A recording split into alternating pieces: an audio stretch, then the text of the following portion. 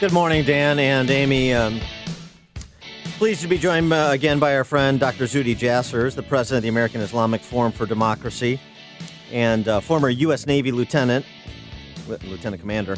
His book, A Battle for the Soul of Islam. Dr. Jasser, thanks for joining us again. Appreciate it. Oh, it's great to be with you again. Thanks for having me.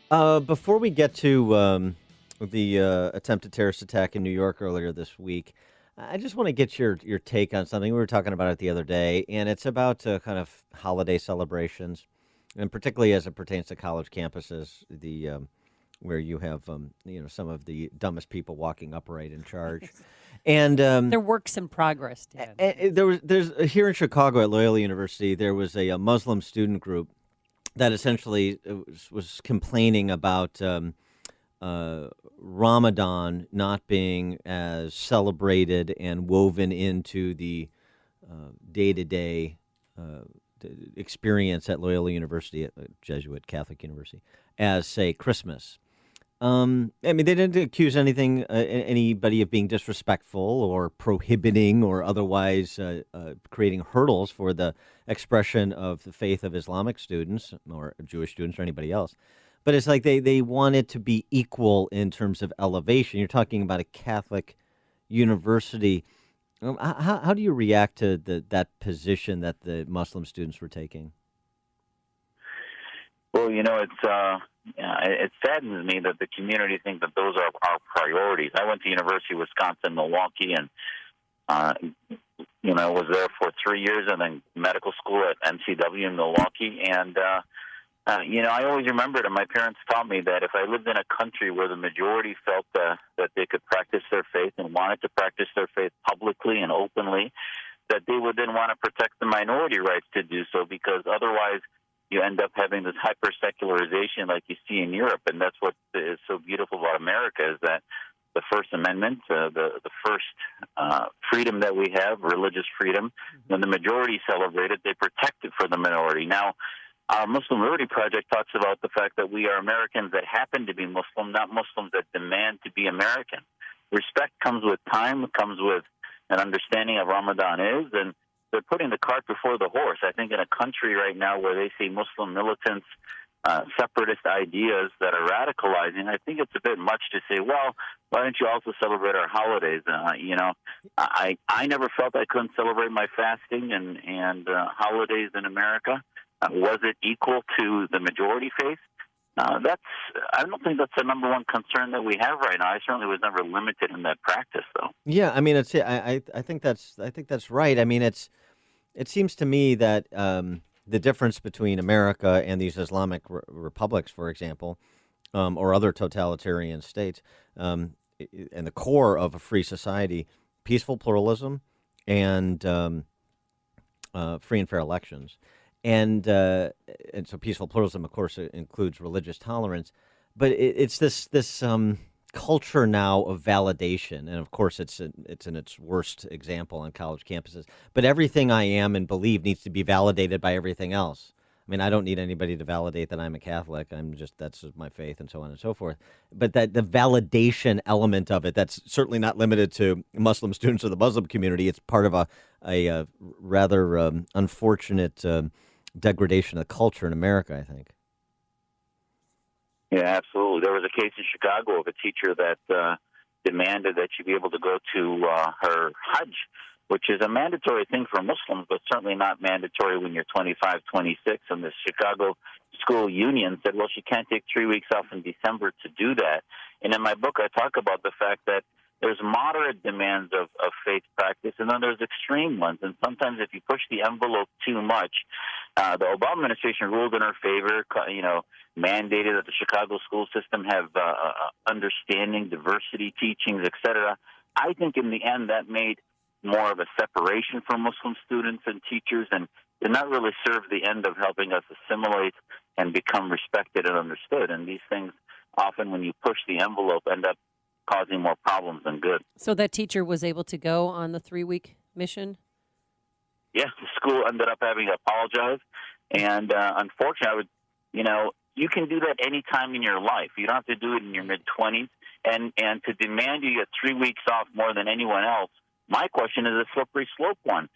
Anyone could say on a basis of faith they need 6 weeks off, 8 weeks off during finals, etc. It wasn't about religion. It was the union saying, you can't take 3 weeks off during finals in December, and yet the Obama administration ruled in favor of protecting that based on religious practice, which I think it really had nothing to do about religion.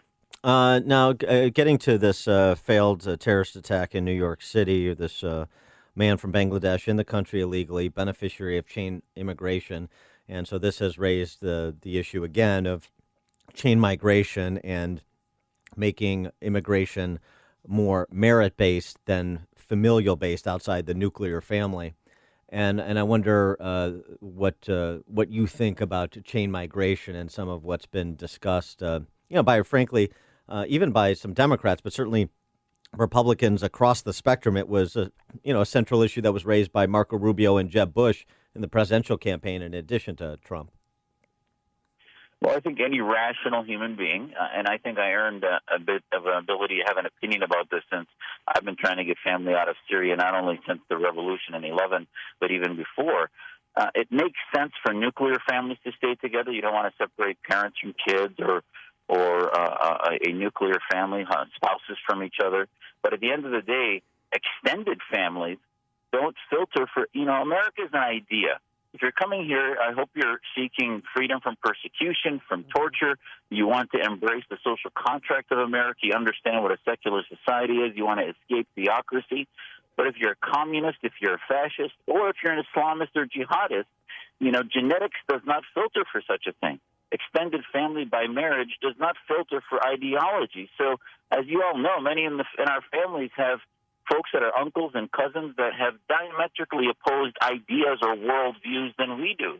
So that cannot be the way a country filters on who it brings in and who's safe and who's not safe. Simply because my cousin is in Philadelphia doesn't mean that if I live in Syria, I then have a right to come to the United States when my cousin could be a Democrat and I may be a Islamist jihadist. And those things need to be filtered. What's your ideal immigration plan then?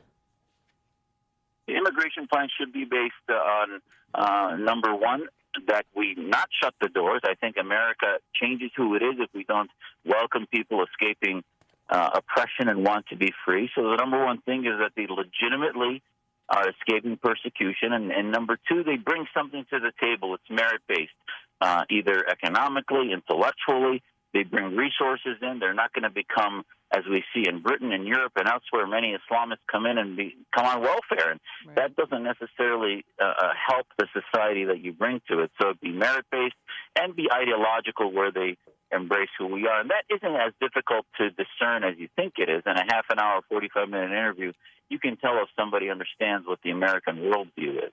Yeah, I mean, I think that's right. You always want America to be a safe haven for those seeking asylum. And so, and then there's disagreement on exactly what that looks like in terms of rethinking our immigration policy, even among conservatives. I'm a conservative, and I don't agree with Tom Cotton's RAISE Act, which would cut legal immigration to the United States by 50% over the next decade. I wonder what your take is on that. I mean, part of this to me seems like we play the big government game when we get into reduce it by 50%, reduce it by X percent, increase it by X percent, only so many H-1B visas. Well, how do these guys have the secret knowledge to know exactly what the number should be any more than they have the secret knowledge to know what the number should be in any other walk of life with 330 million people? And so it seems to me it should be more kind of principles focused and case specific than setting these arbitrary targets. Yeah, I couldn't agree with you more. I mean, every time one of these individuals we find tried to commit an act and we learn about the program he came in on, we say, oh, that's the problem, and this whack-a-mole continues. It's more of a whole-of-government approach to ideological vetting, and I agree with you.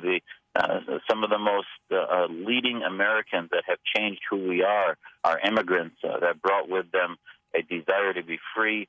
I served on the USS El Paso with the head of cryptography on my ship that was a Vietnamese immigrant. His family had escaped the oppression there. And there are so many stories of immigrant stories that just can't change who we are as Americans based on numbers and quotas and things. And we can't get whiplash by going from one administration that really was trying to just open the floodgates almost in an Angela Merkel kind of way to one that just wants to shut it down based on numbers. We need to remember who we are. America is an immigrant nation.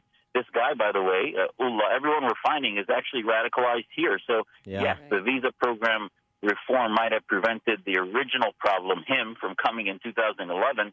But actually, he was radicalized over the last 3 to 4 years while he was here. So that should remind Americans the bigger problem with national security is actually them being radicalized here by Islamist groups like the Council on American Islamic Relations that, by the way, hours after the attempted bombing, is lecturing Americans on behalf of the Ullah family about our justice system, etc., which shows that the radicalization is happening here, not over there. No question about it. He is Dr. Zuhdi Jasser, great American, president of the American Islamic Forum for Democracy, co-founder of the Muslim Reform Movement, former U.S. Navy lieutenant commander, and the book that he wrote, A Battle for the Soul of Islam. Dr. Jasser, thanks as always for joining us. Appreciate it. Anytime. Thanks for having me.